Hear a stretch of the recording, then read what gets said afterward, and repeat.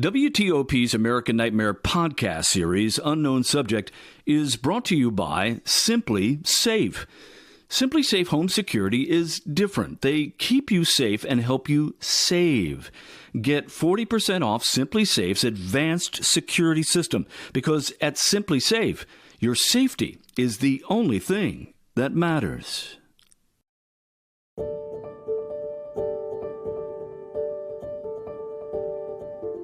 Previously, in Episode 3 of WTOP's American Nightmare series, Unknown Subject. For several days prior to this incident happening, she was getting the feeling that somebody was coming in her house. So she's actually in bed. And the next thing she knows, this guy comes bursting. She heard something in the hallway. And she sat up in bed, and the next thing she knows, the guy comes bursting into the room. He would meet violence with violence. So after he realized that she wasn't going to fight him, he, stopped trying to injure her. What's concerning about him is he's very brazen. And as we learned as we go through these cases, he's breaking into these homes and committing these offenses at probably the highest risk time frame you could imagine. And most of these are early evening hours. This guy he's not wrapped too tight. There's something pretty scary about him that he would act like that. But the fact that he's so competent at what he's doing is what makes it even scarier. In August of 1998, when Christine Mirzayan was murdered in Washington, D.C.'s Georgetown neighborhood, Detective Joe Mudano in neighboring Montgomery County, Maryland, was at a dead end. 7 rape cases with no suspect, no arrest, no leads. Since May of 1991, Mudano and his team had seemingly used every investigative tool in hopes of catching a man they knew to be a huge risk-taking predator. They even tried surveillance, deploying undercover officers into neighborhoods similar to the ones the rapist had been haunting. So it got to the point when you're spread out from almost D.C. to Damascus, surveillance becomes almost pointless at that time. They're so spread out. Just always looking for DNA, DOC, Department of Correctional Releases, arrests after these incidents happen. Constantly looking through other reports in the same geographical area where there might have been other attempts, where maybe he was scoping out other places, suspicious person reports. And there's always stuff to look at, but it spans such a long period of time and such a large geographical area that, after a while, it's like you either have to catch him in the act or get a DNA hit, because through investigative techniques, there was really nothing else to do. But what was scary, though, is, like I said, he seemed like he was nuts, crazy, but extremely competent. He was in total control. So that's just not a good combination. And willing to take extreme risks. You get to the point where you just interview the people so much, and it's like he had to have crossed paths with them. But we did these surveys where all these victims, we asked them, who's your cable provider? Did you have any furniture deliveries? Did you have any appliances repaired? Who's your insurance company? Where do you go grocery shop? Just trying to find any common denominator, and could not come up with anything.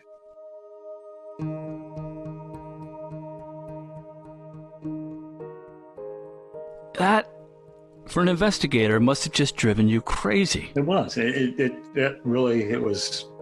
If there was ever a case I wanted to close, it was that. Just because it's like you want to know why is he doing this? How is he getting these victims? It's usually, with these serial cases, they're in a tight area and usually find something in common.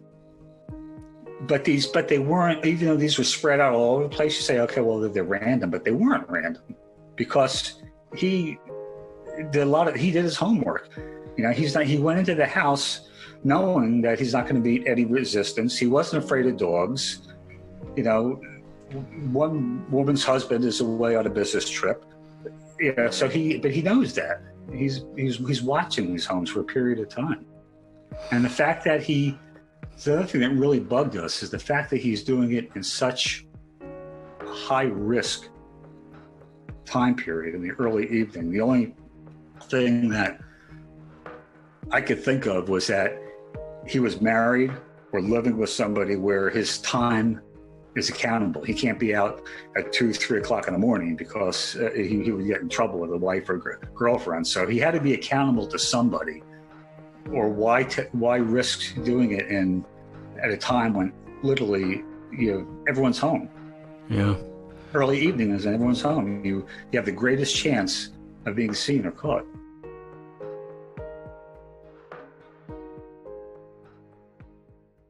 You may recall in episode 3, the last known rape in Montgomery County was on November 14th, 1997. Just a little less than 2 weeks before Thanksgiving. It was the one with the vicious dogs in the house.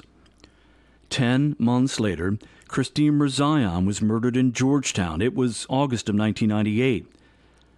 Joe Mudano never really gave it a thought. He'd heard about the case. He remembers the early publicity. But the circumstances were just so different from the rape cases he'd been investigating. For one, Christine was attacked on the street, pulled into a wooded area and killed. None of the victims in Joe's cases were killed, and every attack took place inside.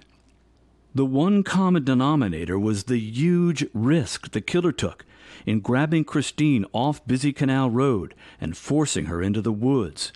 Joe's rapist was a risk taker, but was he also a vicious killer who had now crossed a line? Meanwhile, in D.C., in 1998, D.C. Police Detective Dean Combee knew nothing of the rapes in Montgomery County. He was a homicide detective in a city that gave him plenty of work.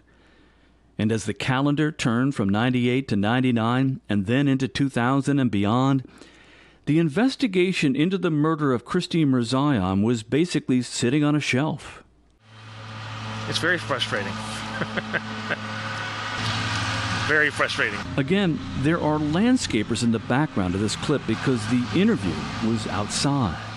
Because a lot of times I've had cases that you didn't really have much to start with, but you'd get something that you could pull on to make it unravel to solve the case, but not always. Most of the time when you have a murder in a drug area, I can guarantee you there's probably at least 10 people that saw it, but don't want to, they don't want to be involved, stuff like that. But eventually, if you keep going back and basically nagging them enough, somebody will tell you what you want to know, and so that you can get it.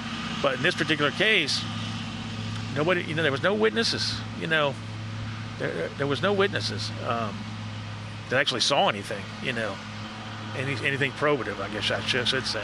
Yeah. So. And the only evidence we had, of course, was stuff we recovered from her body. It didn't appear that anything had been taken. I couldn't establish anything that he'd actually taken anything from her. Because I can't tell you the number of murders I worked where somebody would, they would rob them and shoot them and take their credit cards and go use the credit cards to buy themselves some shoes or something, whatever. Yeah. Or steal their car and be riding around in a car, that sort of thing. But when you get a murder that's like this, and you have not much of anything to go on, you do a lot of wheel spinning. You try and think of any possible thing that you could, to look at to see if there might be something that could help you. Yeah. Well, I looked in every place I could think of, and got nothing basically. My impression was the guy was a savage. That's Mike Farish, the former commander of the D.C. Police Department's homicide unit. He's retired now and living in Kentucky. Mike is well known as a ballbuster, a cop who likes to rag on people, but never in a mean way. He's a guy with a wicked sense of humor. I got to know Mike quite well while working for Fox 5 at a time when he was trying to solve some cold cases, and I would interview him for features we would run on Saturday nights. In a recent interview, I asked him what he remembers about the Mirzayan case and the extent to which his investigators tried to close it. Well, there's no doubt about it. The case was worked, and as a kind of a grim humor, if you will. Anytime there was a murder in that neck of the woods up in over in Northwest in 2D, we used to joke at the homicide branch that it, probably end up being a task force, just because the community there is a little. I'm not, I'm retired. I can say pretty much what I want now. So yeah, like I didn't before, right, Paul? Right, exactly. But the community's a little more affluent, has more political connections, and they definitely believe in the old axiom: the squeaky wheel gets the grease. So management on the department would definitely been in a tither right after this occurred. Aside from just the brutality, I mean, that kind of brutality would draw the attention if it occurred anywhere in the city, but add on to that it was right near Georgetown University is just going to increase the amount of pressure from the community on the police department. I mean, I know in the branch, we really didn't care if it was on, Good Hope Road, Minnesota Avenue, or Canal Road Northwest. We looked at them all. They were all serious because they were someone's loved one. And so we tried to work them that way. So sometimes it's a little more difficult to work your cases when you have this kind of political haranguing occurring, because management, puts the pressure down onto the branch itself. That was one of the things when I was the commander of the branch, and some of my predecessors were very good at it. We tried to eliminate that from getting down to the detectives as best we could, because they had a job to do, and it was a serious job to do. But the affluent Georgetown community and the pressure it may have put on Detective Combee, Lieutenant Farish, and the D.C. Police Department had absolutely no bearing on the case at all. Farish said you can put all the pressure in the world on an investigator and his team, but if there is nowhere to turn, nowhere to go, and no one to investigate, then the case eventually goes cold. And that's exactly what happened.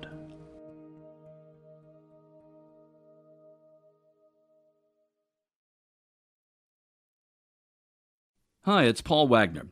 Here at WTOP's American Nightmare podcast series, there's one crime we don't talk about enough, and that's how some home security companies charge you an insane amount of money every month. It's highway robbery. Simply Safe Home Security is different. They keep you safe and help you save. In fact, right now, our listeners can get 40% off Simply Safe's advanced security system. Because at Simply Safe, your safety is the only thing that matters. With 24/7 professional monitoring, when a threat is detected, Simply Safe's monitoring professionals promptly contact you and dispatch first responders to your home, even if you're away or unable to respond. 24/7 professional monitoring costs under $1 a day. That's less than half the cost of ADT's traditional professional installed plans. Simply Safe blankets your home with protection, with advanced sensors for every room, window, and door, HD security cameras for inside and outside your home, smarter ways to detect motion that only alert you when a threat is real, and even hazard sensors that instantly detect fires, floods, and other threats to your home. Our monitoring experts use proprietary response technology to visually confirm when a break-in is real, so you can get the highest priority police dispatch. Don't miss this chance to save big when you protect your home with the best. Get 40% off your order when you visit www.simplysafe.com/nightmare today. Customize the perfect system for your home in just a few minutes. That's www.simplysafe.com/nightmare. Go today. There's no safe like Simply Safe.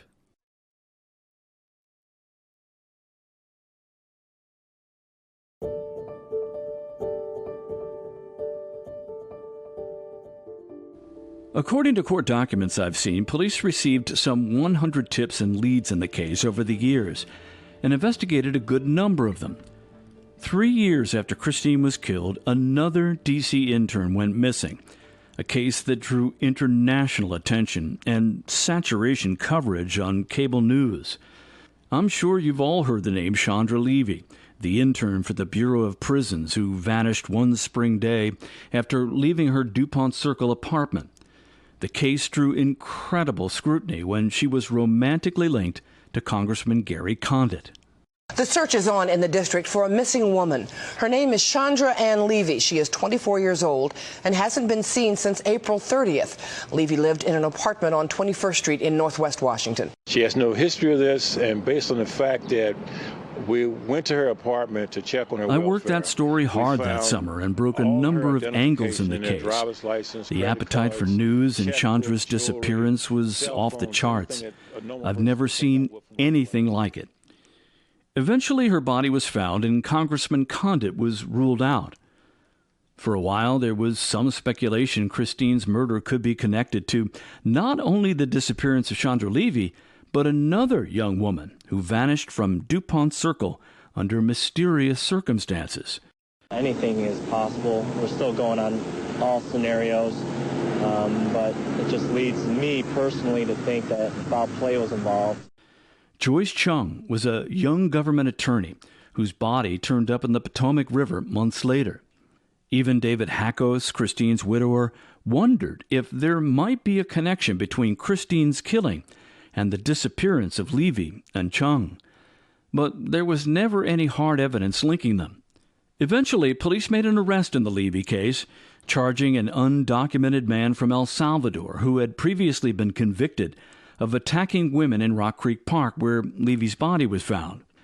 After his conviction, the case against Ingmar Guandike fell apart over questions about information that hadn't been shared with his defense attorney. He was never retried for the crime, but he was deported back to El Salvador. In the Chung case, police closed the investigation, telling reporters they had finally identified the suspects, but no charges were filed because the two were already locked up doing long prison sentences for other crimes.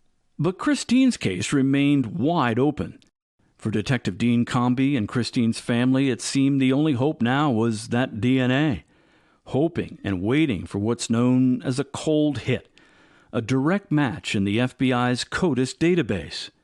CODIS is an acronym for Combined DNA Index System, which holds DNA profiles from every DNA databank in all 50 states, the District of Columbia, and Puerto Rico. Here's how it works. Let's say police are investigating a crime. Often there's a lot of forensic evidence that can provide clues to police. Blood, saliva, and hair, and investigators can get a DNA profile from all of it. If the DNA belongs to someone police believe is a suspect in a case, they can upload it to CODIS. Now, there are two parts of CODIS. One takes the DNA profile uploaded by investigators and compares it to the profiles of other known offenders. This includes the DNA profiles of people convicted of and arrested for most violent crimes. If a detective uploads a DNA profile into CODIS and they get what's called a cold hit, that's a big leap forward for the investigation. Now, that cold hit could link to a known offender or an unsub. That's the other part of CODIS, the Forensic Index. This database contains DNA profiles collected from crime scenes in the U.S. and Puerto Rico where investigators have no idea who the perpetrator is. A cold hit here doesn't point detectives directly to the suspect, but may match other crimes carried out by the same person. CODIS began with a handful of states in 1994 and then went nationwide in October of 1998, just 2 months after Christine's murder. It's been a remarkable tool for law enforcement, connecting suspects to crimes that otherwise may never have been solved. According to the FBI, CODIS now contains more than 20 million offender profiles. As of April 2021, the FBI says CODIS has aided over 545,000 investigations since its inception. But in 1998, the database was still brand new. There were not that many DNA profiles in the system, and the District of Columbia was slower than neighboring states of Virginia and Maryland in uploading DNA profiles to the system. For one thing, the district did not have its own crime lab at the time and was relying on the FBI for virtually all of its forensics work, a partnership that had existed for decades. Here again is Mike Farish. Back in the early days of DNA, it took so long. I mean, to get your results. You could be talking tooth and see. In D.C., we didn't have a lab, so we had to send our stuff to the FBI. Well, the FBI is the FBI, and they have their own pecking order. Their pecking order was FBI cases, then D.C. And, it was understandable. It was their lab, and their work's more important to them than my work was to them. I get that. I'm not mad or anything like that. The damn shame at that time we couldn't have our own DNA lab. But, it was the beginning, and who knew where this was going to really lead? Who knew how quickly so much less DNA would be needed to do what they did? We can do everything right, package it up, send it off to the FBI, and it could still take us 3 to 6 months to hear anything. For the FBI, their focus changed a lot on 9/11. Right. Even their criminal cases took a backseat to their terrorism and anti-terrorism work. In fact, it took the FBI until 2001 to examine the DNA in Christine's case and upload it into CODIS. Mike Farish says in the early 2000s, the D.C. Police Department could no longer rely on the FBI, and so investigators had to look elsewhere. We ended up, instead of going through the FBI, we would reach out to Bodie Labs out there in Lorton, Virginia. But we knew the bill was coming due. And I mean, I seen some of those bills and it was like, holy moly. I mean, we were talking about, $5-10 grand. You got to remember, we're also talking about when DC was so broke, there were members like myself that were paying to put gas into police cars.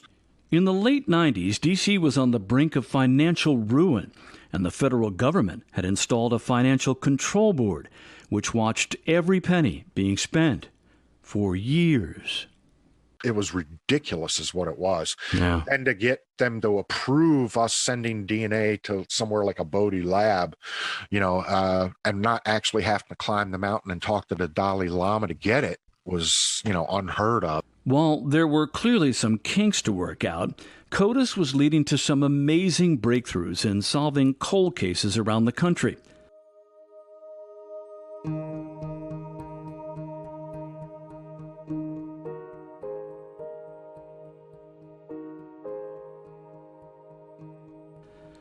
Remember the other serial rapist I told you about in the last episode, the Silver Spring rapist? In 2005, they finally found him, and CODIS played a big part.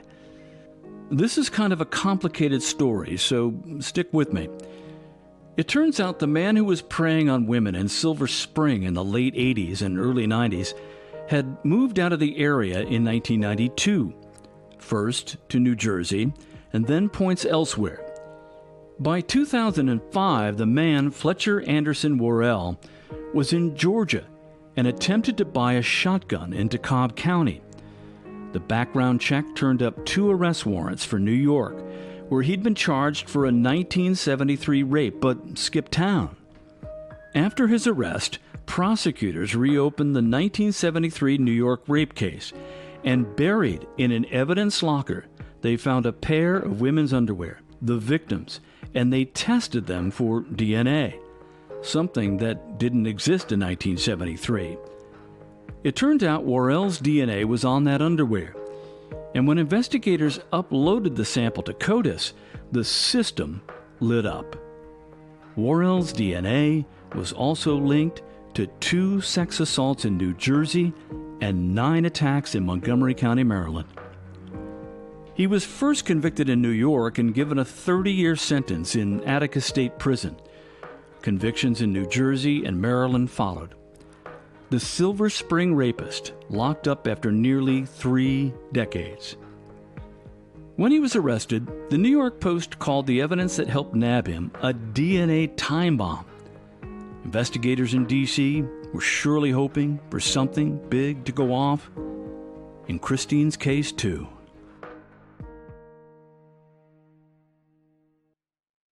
This podcast is sponsored by BetterHelp.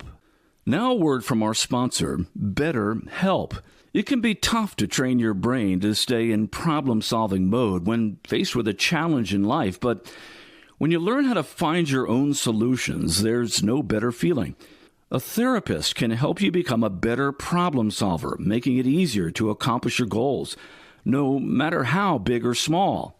I'm not afraid to admit that I went for help recently. I was having a very tough time, and I needed to talk to somebody, and it really did help. And I would spend about an hour just talking with the therapist about what was bugging me and how I could straighten out the problems that I was having, and it really reduced the anxiety. So if you're thinking of giving therapy a try, BetterHelp is a great option. It's convenient, accessible, affordable, and entirely online. Get matched with a therapist after filling out a brief survey and switch therapists anytime. When you want to be a better problem solver, therapy can get you there. Visit BetterHelp.com/American Nightmare today to get 10% off your first month. That's BetterHelp.com/American Nightmare.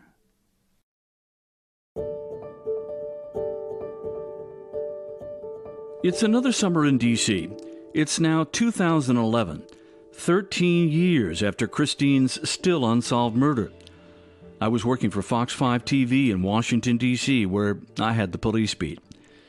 You may not know it, but reporters often get their stories by just hanging around. The courthouse, police headquarters, anywhere you might be able to run into a source, someone who may be willing to, as we called it, throw you a bone. The best I can recall, it was a June day, and I was walking by the main entrance to D.C. Police Headquarters when I saw a detective I knew, and we got talking about cold cases. I had developed what we call in TV news a franchise, a feature series that ran in the 10 o'clock news on Saturday nights, in which I would interview detectives and family members about unsolved murders. I'd already featured the Christine Mirzayan case once before, but as I learned by covering this beat, you had to consistently ask cops about their cases. They rarely volunteered any new developments. On this day, I mentioned Christine's murder, and I was stunned by what this detective told me. He said, there is a DNA link between that murder and a series of rapes in Montgomery County. He said it matter-of-factly, but to say I was surprised would be an understatement. At the time, I didn't know about all those attacks Joe Mudano had been investigating. The ones I told you about in episodes 2 and 3, they did not get a lot of publicity. And since I had been following Christine's case, I knew the police had DNA, but I had no idea it was connected to other crimes. I made some calls and worked the story and went to see the Montgomery County Police. I remember the police official in charge of the major crime section was reluctant to speak with me that day and would only say there was, quote, commonality between the rapes and the murder. The official I interviewed refused to say it was DNA. I broke the story later that night. Christine's murder remained unsolved, but now I knew police had evidence linking Christine's killing with a series of unsolved rapes. Investigators knew the same man committed all those crimes, but they had no idea who he was. A great get, as we call it in the news business, but to my surprise, no other TV station, radio station, or newspaper picked up the story. To say I was perplexed would be an understatement. The police have connected a high-profile murder with a series of rapes in a neighboring county, and the rest of the news media just shrugs? It made no sense to me.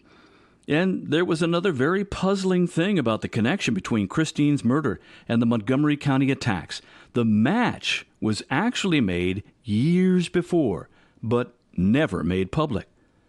For as long as I've been following this case, I've never known exactly when that link was made. But now I've learned CODIS made the connection in 2004, 7 years before I broke the story. Which raises the question, if the FBI had uploaded the DNA profile from Christine's murder into CODIS in 2001, why wasn't there an immediate match to the rapes in Montgomery County. That also had puzzled me for years. We now know from police documents that the Montgomery County Police Lab in 2004 retested evidence from 2 of the rape cases under a new protocol and then put those DNA profiles back into CODIS. And that's when they got a cold hit.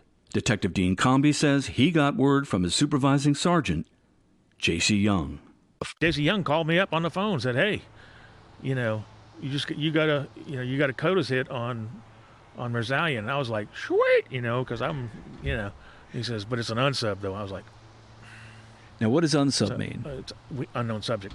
Yeah. So he's not. That's police talk for unknown subject. Yeah, just unknown. And at that point though, you must have had like a eureka moment, thinking, you connected this guy to something that you're going to be able to solve this case. Right. For a brief moment, Dean Combee thought he had a major break in the case. A DNA profile with a name attached. It's every detective's dream. But that's not what he had. He had a link to more crimes by the same unknown subject.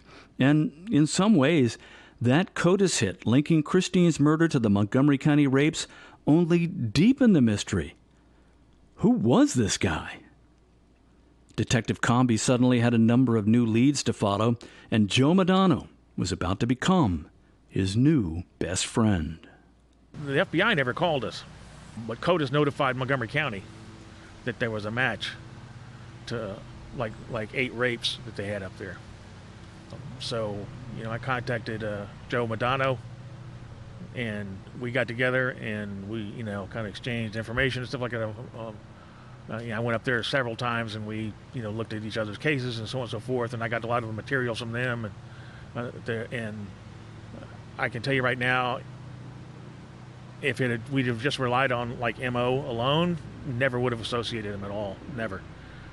Detective Combee says when he learned the facts and the modus operandi of the Montgomery County rapes, he was stunned at how different they were from Christine's murder on Canal Road. Because those cases up there were completely different. I mean, completely different than a grab on the street. In those cases up there, he'd evidently been watching them for some time. He broke into houses and lay in wait for them. He was masked. He made a lot of efforts not to be identified, so they couldn't see him. I know there was one where the people had 3 dogs.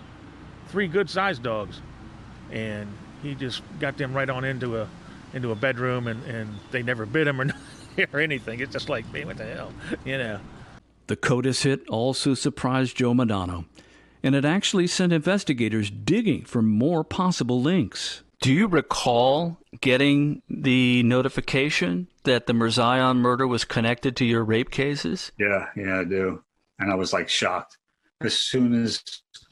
Because I knew that case, I knew the Merzalian case, but I would have never guessed that, that would be connected. So, but then again, it offered new avenues of investigation. She was staying in the dorms at Georgetown University when this happened. So was he maybe working at Georgetown then? The other avenue we looked at was she had just gotten her PhD in cell biology. Remember, for a while, investigators in Montgomery County wondered if there might be an NIH connection in their attacks. One of the victims in Montgomery County, the woman who lived in the house in Silver Spring with those dogs, she worked at the agency, and one of the earlier victims' mothers had some connection to NIH as well. Christine's husband, David Hackos, was due to begin a job there in the fall after Christine was murdered, and Christine was a cell biologist, just like the Silver Spring victim. They both got their PhD right around the same time in the exact same field of study. So we did a lot of work at NIH also, looking for possible suspects, but everything was a dead end.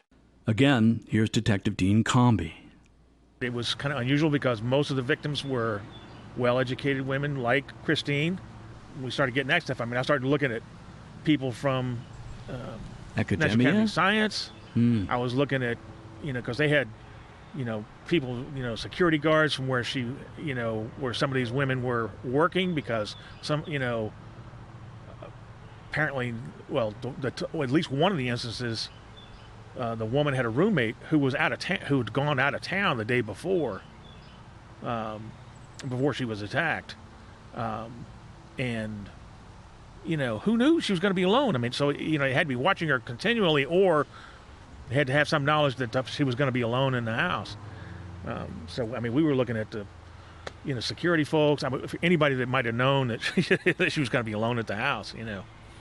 That was driving Joe nuts, that he couldn't figure out how he was picking his victims. Right. And I still don't know if they ever figured out how he's picking those women. That possible National Institutes of Health connection, like so many other possible leads, well, it went nowhere. The biggest difference in these two cases, Christine's murder, the Montgomery County rapes, was how Christine's ended. But the Montgomery County rapist had turned violent before, especially when his victims struggled, like the housekeeper in the basement who was beaten with a boombox.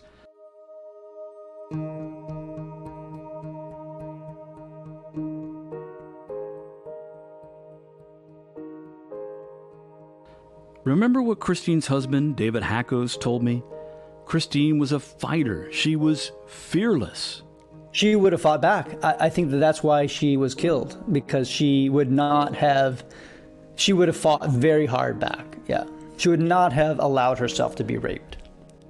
Only the killer knows why he did what he did, but it's hard, given everything I've learned from police, from David, not to speculate. We know what the attacker wanted from Christine. We also know that Detective Dean Combee said there was something distinctive about the way Christine's clothes had been taken off, inside out, as if she'd been knocked unconscious, put in a chokehold perhaps before her clothes were pulled off. But did Christine start to come to regain consciousness at some point as she was being assaulted? Remember, the witness walking his dog that night heard a scream. And David's clear. If she had a chance, Christine would have fought like hell. The scream, a possible struggle. Christine is messing up the attacker's plan. And this time he's not inside a secluded house out in the suburbs. It's all happening right there off busy Canal Road. The unknown subject suddenly not in control anymore. His brutal act, picking up that boulder, seems like the act of a desperate man.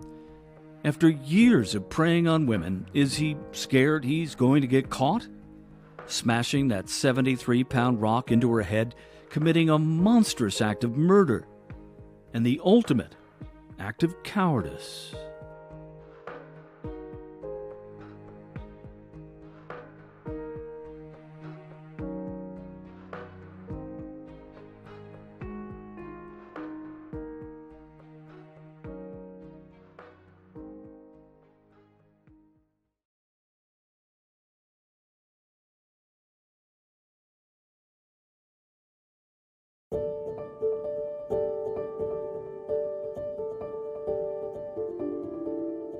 As I've already said, the DNA link between the rapes and the murder of Christine Mirzayan was kept secret for years. For reasons still unclear, police officials in Montgomery County, Maryland, and Washington, D.C. decided to keep it out of the public eye. Why? I still don't know. Maybe they were banking on the fact that it wouldn't take long to close the case. Thanks to law enforcement's new super tool, CODIS, all they had to do was wait for a cold hit. Virtually every day, labs in all 50 states were uploading new DNA profiles, some of them known, some of them unknown. If the man detectives Combee and Mudano were after, the same unknown subject who killed Christine and attacked all those women in Montgomery County, committed another serious crime, his DNA would almost certainly show up in CODIS. Eventually. But years went by after Christine's horribly violent murder and nothing happened. Was the unknown subject dead? Already in prison for a crime they didn't take his DNA for, or out of the country? The big break seemed to be another dead end. It's now a few days before Christmas 2011. Several months after I stumbled onto the stunning news that the same man who killed Christine Mirzayan in August of 1998 had also carried out a string of rapes years before in Montgomery County. The FBI called a news conference with police from Montgomery County and D.C. They were finally going to give their unknown subject a name. Sort of. They still didn't know his identity, but they gave him a nickname, perhaps in hopes of drumming up publicity, something that would catch the public's interest. The Potomac River Rapist. This is something the FBI is known for. The 2001 anthrax attacks came to be known as Amerithrax, and when they were looking for a man known for sending letter bombs to college campuses, they called him the Unabomber. Ron Machin, the U.S. Attorney for the District of Columbia, was there, and he told reporters, "It's never too late to bring justice to the victims and their families.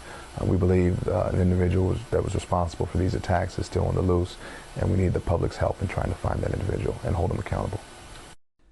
The FBI launched a website with a map and a timeline of all the attacks. There was a composite sketch of the attacker, the one made by that Virginia police officer and his wife, who had seen that man following Christine on Canal Road the night she was murdered. It had been more than 12 years, so they age-progressed it, giving the picture of the suspected attacker lines on his face. There were also photos of the crime scene.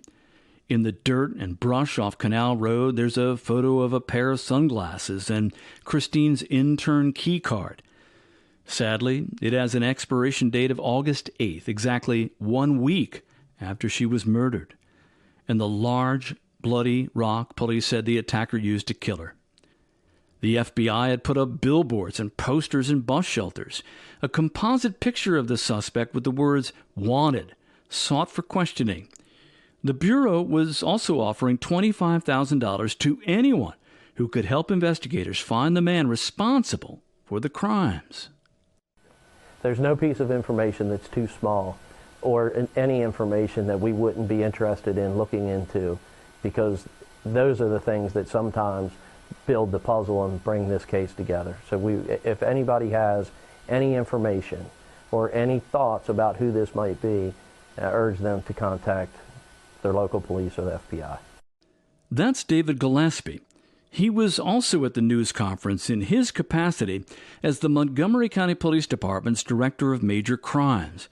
He's now Chief of Police in Melbourne, Florida, where we spoke via Zoom one day in the fall of 2021. I asked him what he remembered from that time in 2011, knowing the crimes were linked by DNA. So it gives us hope that we're going to identify who this person is after all these years, in that, we have now tied these cases together, some pretty violent cases, and now we're able to make that connection. Now it's trying to find out who is this person and how are we going to be able to do it. So, as you know, the way CODIS works is if, a suspect's DNA goes into the system, and then if there are any matches, we get a hit. Here we had a number of different matches, but we couldn't tie it to an individual. And that's what made, it gave us hope that, hey, we knew we had this person, but now what happened to them? Why did they just drop off? Because did they stop doing their crimes? And you have to look at how much time has passed, how old they might be, have they been deceased, are they in prison for other offenses? And then how is it now, we have good evidence, how are we going to tie that to the person that's responsible for that DNA?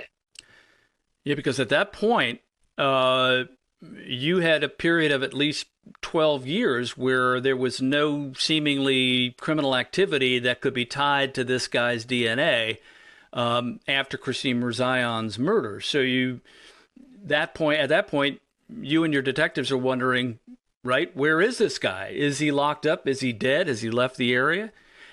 That's the kind of thing that you're dealing with at that point. That's correct. You always wonder, why did they just stop? Because usually you don't just stop with that kind of criminal behavior. You just don't stop until you're either you're incarcerated, and if they were incarcerated for something similar, their DNA would have already been entered into CODIS. So we knew that didn't happen. So they were either incarcerated for a different offense or they had died. Something changed in the way they operated from that time frame because of the connection in the time frame and the location of where they were. At this point, 12 years have passed since Christine was murdered, and David Hackos was back in California, where he picked up the pieces to the life he had planned and tried to move on.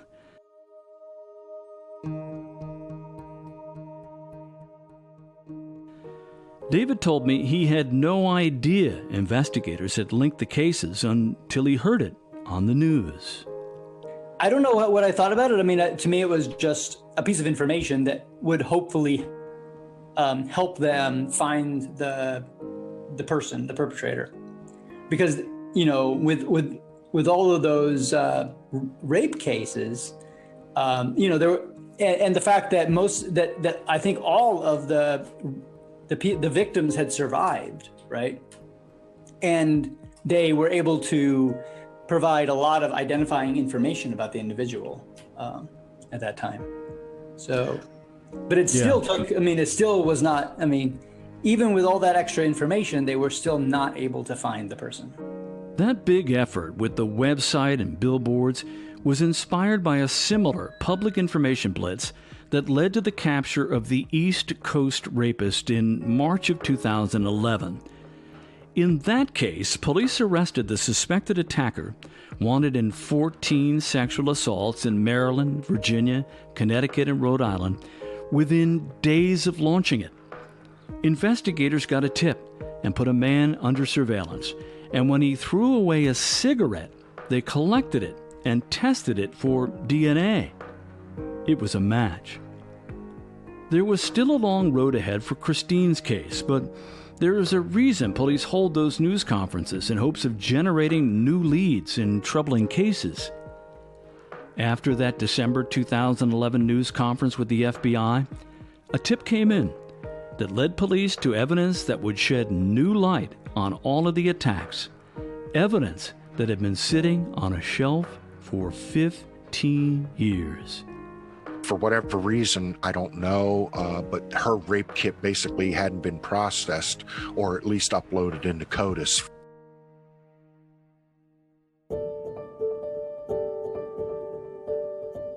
That's next time on Unknown Subject. Season 3 of WTOP's American Nightmare series, written by me, Paul Wagner, with editorial assistance from Jack Moore, Julia Ziegler, and Craig Schwab. This episode would not be possible without the help of retired Montgomery County Police Detective Joe Mudano, retired Montgomery County Police Commander David Gillespie, David Hackos, and retired D.C. Police Detectives Mike Farish and Dean Combee. Reporting and production of this podcast was supported by a grant from Spotlight D.C., Capital City Fund for Investigative Journalism. For grants, please apply to spotlight.org. Our show relies on people like you leaving ratings and reviews on Apple to help us climb the podcast charts and attract new listeners. We hope if you like what you hear, you will take a minute to do so. If you have questions or comments about the show, send us an email through our website, AmericanNightmarePodcast.com. We are also on Twitter and Facebook at AM Nightmare Pod. The music in the show is Ethereal Thoughts by Olive Musique and Steadfast by Moments. And as always, thanks for listening.